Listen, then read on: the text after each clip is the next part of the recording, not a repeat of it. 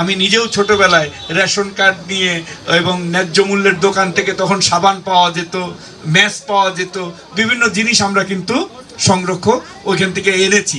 যথেষ্ট পরিমাণে পণ্য যদি বাজারে অ্যাভেলেবেল থাকে তাহলে যৌক্তিক মূল্যে আমাদের ভোক্তারা এই পণ্যটা পাবে।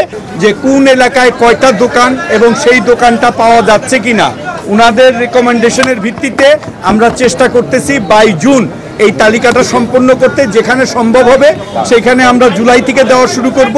যেখানে আমরা দোকান বা অনেক জায়গায় আছে, যেমন আমরা কিন্তু দিচ্ছি ওই জোনে, কিন্তু মাঠটা নিচ্ছি এইটা, তো এইরকম যেখানে আছে সেখানে হয়তো সময় লাগবে। বাট ইনশাল্লাহ আমরা আনুষ্ঠানিকভাবে স্থায়ী দোকান 1 জুলাই থেকে ইনশাল্লাহ শুরু করব। সিম্বলিক হলো আমাদের সিজন চলতেছে, আর পেঁয়াজ যেহেতু প্যারিশেবল গুডস আমরা লোকাল কিনে দিতে চাই না।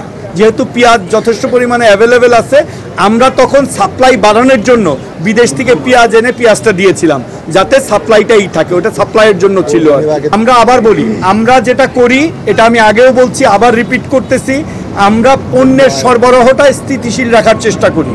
উৎপাদক থেকে ভোক্তা, আমদানিকারক থেকে ভোক্তারা যেন সহজে সকল জিনিসের অ্যাভেলেবেলিটি থাকে, এটা হলো আমাদের কাজ।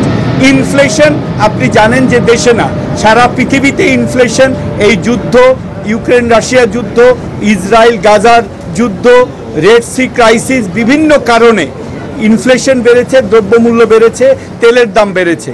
এই জিনিসটার জন্য আমাদের অন্য মন্ত্রণালয় আছে, মনিটারি পলিসি আছে, ফিসক্যাল পলিসি আছে। আমরা আশা করব আগামী বাজেটে আপনারা এটা রিফ্লেকশন দেখতে পাবেন। এটা আমার মন্ত্রণালয়ের দায়িত্ব না যে বাজারে ইনফ্লেশন কন্ট্রোল করা, আমাদের মন্ত্রণালয়ের দায়িত্ব যে বাজারের পণ্যের সরবরাহটা নিরবিচ্ছিন্ন রাখা, ওইটার চেষ্টা আমরা করছি, করে যাব। আমরা দীর্ঘমেয়াদী পরিকল্পনা করছি, বাফার স্টকের চিন্তা করছে। আমরা অন্তত পক্ষে 1.5 থেকে 2 মাস, প্রয়োজনে 3 মাসের বাফার স্টক আমরা তৈরি করব।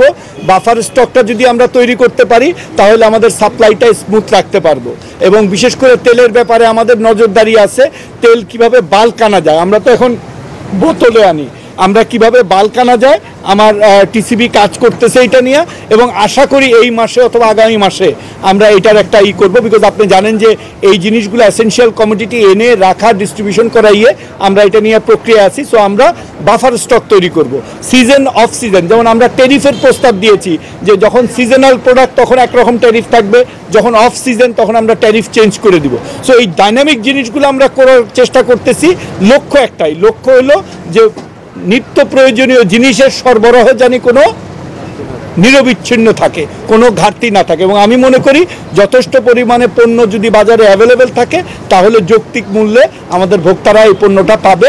আপনারা দেখেছেন, এটা আমরা চেষ্টা করব সারা বছর চালু রাখতে। মন্ত্রণালয়ে আমরা 4টা মন্ত্রণালয়ে আমরা সমন্বয়ে কাজ করছি মাননীয় প্রধানমন্ত্রীর নির্দেশে। একটা হলো কৃষি মন্ত্রণালয় যারা পণ্য উৎপাদন করে, একটা খাদ্য মন্ত্রণালয় যারা পণ্য মজুত করে, একটা হলো মৎস্য এবং প্রাণী সম্পদ মন্ত্রণালয়। প্রয়োজনে আমরা শিল্প মন্ত্রণালয়ের সহায়তা নিব। এই সবগুলি মন্ত্রণালয়ের সার্বিক পরিস্থিতিতে আমরা চেষ্টা করব যে যার যার জায়গা থেকে, যেমন কৃষি পণ্য কখন উৎপাদন হচ্ছে, কোন সিজনে কোন ধান। আপনারা দেখেন একটা ব্যাপক পরিবর্তন কিন্তু আমাদের মেইন যে ফুড চালে আসছে। চালে আগে বস্তার মধ্যে মূল্য নির্দেশিকা ছিল না, জাত নির্দেশিকা ছিল না। এটা কিন্তু আমাদের এই সমন্বিত উদ্যোগের একটা ফসল। এইটার কিন্তু আমাদের সাধারণ ভোক্তারা পাবে।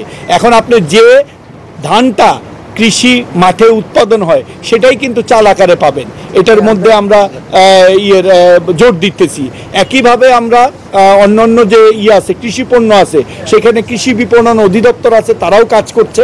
আর আমরা হলো আমদানি পণ্য, শিল্প মন্ত্রণালয়ের সাথে আমরা আমদানি পণ্য নিয়ে কাজ করছি এবং পণ্যের সরবরাহ বাড়ানোর জন্য চেষ্টা করছি। আমি মনে করি সামরিক এই উদ্যোগগুলি যদি সফল হয় তাহলে আমার মনে হয় না যে কোনো গোষ্ঠী কোনোভাবে আমাদের ভোক্তাকে ক্ষতিগ্রস্ত করতে হবে। ধন্যবাদ।